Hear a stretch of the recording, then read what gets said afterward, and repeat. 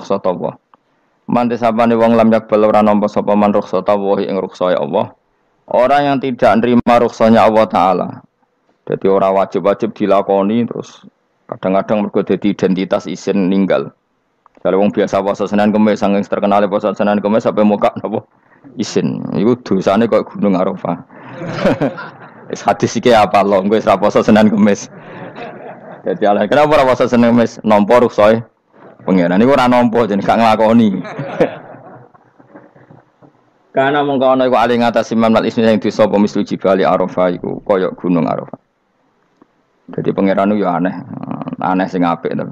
Jadi misalnya ana wong maca Quran kok yakin ra di sepuro iku dianggap ngenyek Quran. Wong wukuf ning Arafah kok nyangka dosane ra di sepuro dianggap ngenyek pangeran. Mulane ana wong wali iku mergo ndablek. Dene wong ndablek ra wali iku goblok-gobloke wong. Jadi ke daftar wali lewat jalur napa? Debleng. Tapi potongannya ya tetap wali, macamnya serabakan. Jadi wali ini gampang. Jadi dia kok ada jadi wali, wis bejane wong. Enggak tak terang, no carane jadi wali. Sing gampang-gampang, nak mbok bar Ramadan tak deloke wis masuk ta urung. Nah ora tak sidang nongko. Ya, jadi kan ada jadi wali, usul ning pengadilan kudu dimenangno. Rawahu ngrawat hadis sapa Imam Ahmad.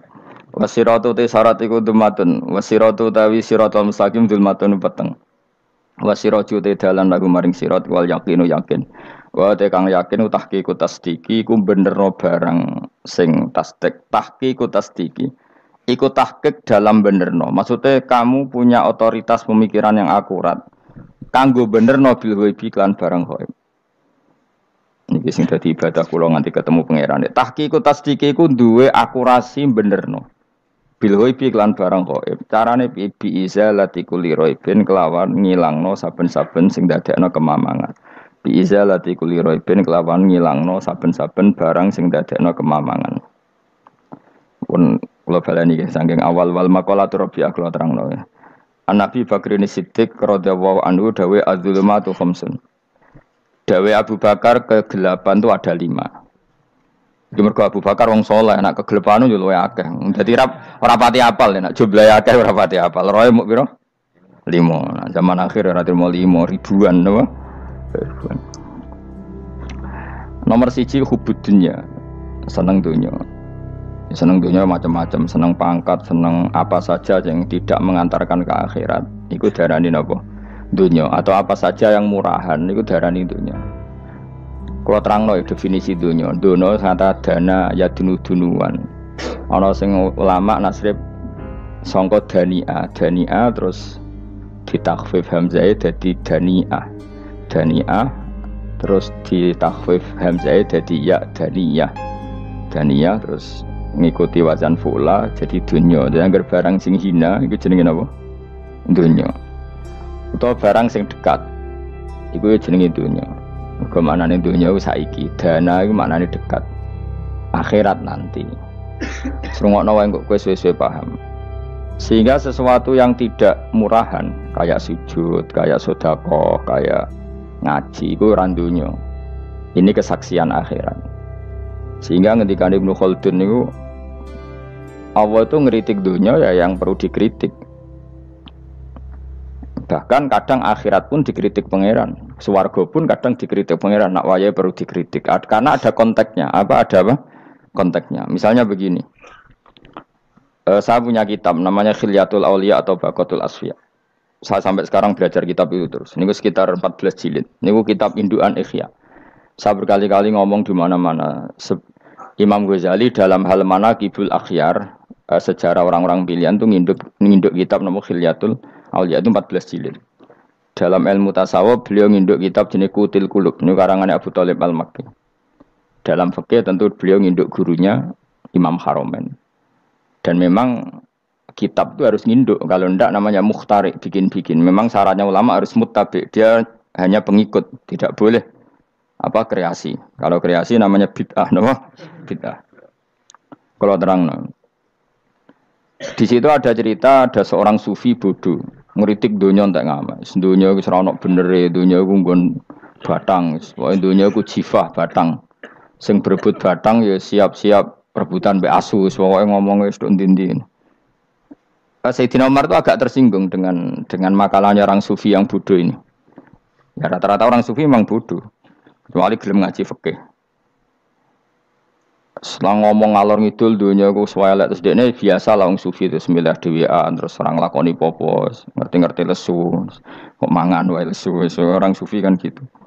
Singkat cerita terus Umar agak marah tapi beliau masih bisa mengendalikan diri terus kata beliau, "Sal sayyidah."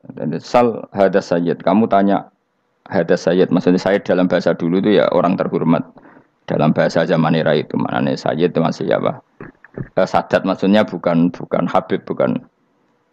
Kalau dalam bahasa Arab dulu itu memang kalau Habib itu ya Nabi, kalau Sayyid Sadatus Sufia itu belum pasti maknanya apa? Habib ya, tokoh-tokoh yang diikuti dalam apa? Makalahnya, dalam apa? Makalahnya. Terus kata Ubay bin Ka'ab, dan ini menurut saya benar sekali, dan kamu harus mengikuti Ubay bin Ka'ab. Dia adalah termasuk 6 sahabat yang dipuji Nabi min ahlil Quran, apa? Yang dipuji Nabi min ahlil apa? Quran. Kata Ubay bin Ka'ab, lalu Anda masuk surga karena apa? Lalu Anda masuk neraka karena apa? Lalu Anda dapat ridho Allah karena apa? Kamu itu bisa masuk surga lihadidar karena kenangan di rumah ini, maksudnya karena dunia ini. Karena sujud kamu, karena kebaikan kamu. Itu di mana? Allah mereferensi amal kamu ya di dunia ini. Kamu masuk surga karena sujud kamu di dunia ini, nanti masuk neraka karena keangkuhan kamu di dunia ini. Fahadi dunya mi'yar. Dunia ini adalah takaran. Semua referensi Tuhan tentang akhirat itu merujuk kelakuan kita apa?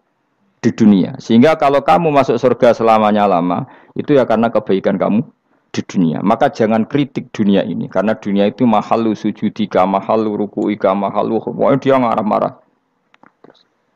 Sehingga semenjak itu kata Ibnu Khaldun, orang tahu dunia yang dikritik adalah dari madatul kalimah dani'ah, suatu yang murahan, apa? Yang murahan. Sehingga kalau misalnya orientasinya itu kebesaran li'ilai kalimatillah, maka itu tidak termasuk dunia. Dan yang suasananya akhirat tapi motifnya adalah kasal, kemalasan, itu yang benar-benar dunia. Makanya Imam Syafi'i sering kritik tasawuf itu sampai ussisati tasawuf alal kasal. Ilmu tasawuf itu basisnya itu karena pemalas. Karena tadi misalnya begini, ini contoh paling gampang. Zaid itu di daerah pinggiran di mana Islam itu minoritas. Terus dia ingin kaya raya supaya bisa bikin masjid atau bikin komunitas Islam. Atau dia ingin jabat jadi lurah supaya nggak ada pelarangan orang sholat karena dia yang punya otoritas bikin aturan. Atau kalau mungkin skup lebih besar dia ingin jadi bupati supaya daerah situ familiar dengan Islam karena pejabatnya Muslim. Itu tidak dunia karena semua orientasinya untuk mengawal sujud, mengawal kebenaran. Tapi kalau kamu di daerah pinggiran, kemudian milih dhewean, kabeh kersane pangeran, sithik-sithik kersane pangeran, terus kamu meninggalkan aktivitas dakwah. Itu yang dunia, karena motivasi kamu adalah al-kasal, males dari mewarnai buminya Allah ini dengan sujud. Ini yang banyak orang sufi salah paham. Makanya orang sufi harus ngaji fikih.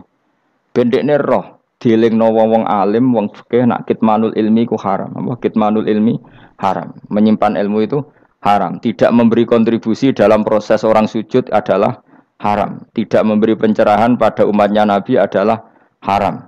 Menikmati keasikan yang pangeran dewi adalah haram. Dia harus diingatkan gitu terus. Kalau enggak, itu bahaya bagi agama ini. Makanya dulu itu enggak ada orang sufi yang enggak ngaji ulama fikih. Sekarang kebalikan, malah wong sufi darani fikih mau kulit dekne wis tok hakikat. Sembrono. Oh tak tobat tenan ketemu aku. Itu bahaya, paham seperti itu tuh bahaya. Karena sekarang itu sufi itu jadi identitas kesalehan. Jadi yang rumah kome sufi koyo sak dhuwure ahli napa? Fikih. Itu bahaya. Karena tadi sufi itu akan ngeritik dunia sepedas-pedasnya. Kemudian ujung-ujungnya meninggalkan dunia, kemudian happy-happy asik pangeran dhewean dan membiarkan umatnya Nabi ini berserakan kemana-mana, tidak terlibat sama sekali, tidak memberi kontribusi sama sekali. Cara bahasa gampangannya orang gelem amar ma'ruf, gak gelem nahi mungkar. Tapi bahasa amar ma'ruf nahi mungkar kan saiki dadi gerakan ekstrem. Makanya ora tak bahasa amar tidak peduli, tidak mulang. Mergo saiki bahasa saiki repot terus. Paham ini penting kalau terang. Jadi kalau baleni malih ya. Sing dimaksud dunya ketika dikritik pangeran iku dunya sing sangka kata sesuatu sing murahan, sing enteng, sing nafsu iku jenenge napa? Dunya napa? Dunya. Tapi ketika sesuatu itu baik dan mengarah kepada Allah iki jenenge dunya iki masruatul akhirah. Maka dunya itu di dua status napa? Siji masruatul akhirah. Dan ini status yang harus kita pakai. Makanya kata Imam Ghazali itu, kue nak randi duwe, sak penat-penate urip, terus merasa nggak punya kenikmatan. Datang saja ke kuburan, dan yakinlah semua yang sedang mati, keinginannya hanya satu, ingin kembali di dunia dan memperbaiki amal-amalnya. Berarti dunia adalah segala-galanya bagi orang yang sudah mati. Ya, orang yang sudah mati itu cita-citanya satu, la'alli arji, semoga kita kembali ke dunia. Untuk apa? Untuk membenahi semua kesalahan yang pernah dilakukan zaman ning dunia. Terus kamu ingat, fa'ana fid dunya. Ya Allah, alhamdulillah sekarang masih saya di dunia. Artinya saya punya satu kesempatan yang diinginkan semua orang yang sudah mati di seluruh dunia. Lalu malah wali anu urip malah kepengen nang mati. Saking kakean kasus napa? Kakean apa? Kakean kasus. Makanya di sini sirinya para rasul, para nabi itu sering donga Allahumma tawil umrona, sehingga banyak orang soleh mendoa supaya panjang apa umur. Itu karena pas itu yang hadir adalah dunia dengan makna masruatul akhirah. Tapi ada juga wali dan nabi kadang-kadang donga, ya Allah, jika sebaiknya saya mati, mati saja. Itu ketika tergambar dunia yang sudah murahan, yang sudah arogan, yang sudah tidak jelas.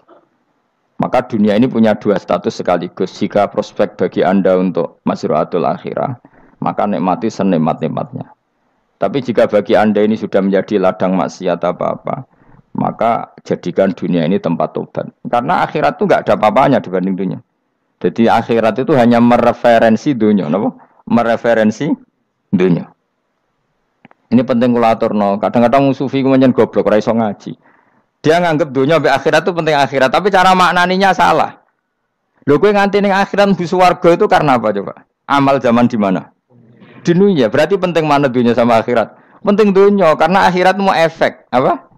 Efek dunia ini yang pokok. Apa dunia ini yang pokok. Kalau Allah kan cara ngendikan tidak seperti itu. Allah cara ngendikan gini loh. Akhirat, maksudnya walal akhiratu khairul laka minal ula gini. Sesuatu yang berorientasi akhirat dan kemudian menjadikan kamu nyaman di akhirat itu khairul laka minal ula, itu lebih baik ketimbang dunia. Ora kok kowe nak ning dunia nak sepemelek ning akhirat apik ora ngarang ngono, nak ning dunia melek ning akhirat luwih parah. Kayak mlaratem cek ngene iki kan. Tapi kan cek iso ngopi, cek iso mangan tengkleng. Sampeyan ning akhirat gak iso blas, dunyel-unyel malaikat ngawur.